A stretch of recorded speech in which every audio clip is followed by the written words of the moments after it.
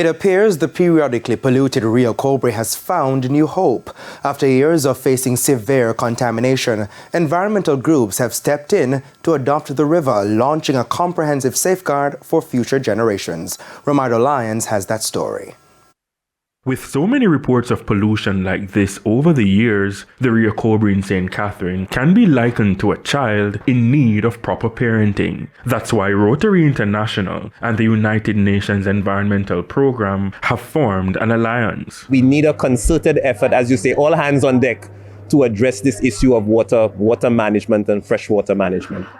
They've adopted the Rio Cobre, the main focus, number 6, on the United Nations list of Sustainable Development Goals, water and sanitation. President of the Rotary Club of Spanish Town, Michael Terralong, says the quality of the Rio Cobre must be prioritized. The issue of the river determines the existence of those communities. So as Rotarians, we're trying to encourage all the community members to get together, adopt this child. You know, when you adopt a child, you look out for the interests, right? You make sure it's not abused and you try and nurture it. This is a critical resource because without the Rio Cobre ecosystem, St. Catherine and Kingston disappears.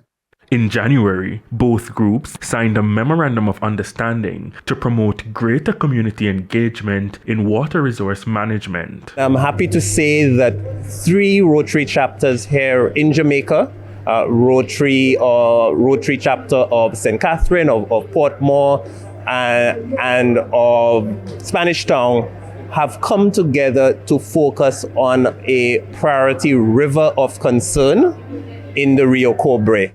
In the past, many options were explored. We have done beach cleanups, we have done river cleanups, we have planted trees to protect the catchment areas and what have you. But this initiative gives us a broader, more concrete framework to program a lot of actions. But at this point, our first initiative is to listen to the community.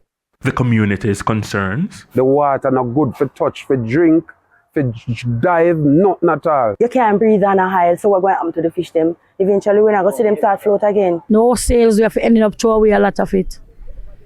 Dump it back to the sea.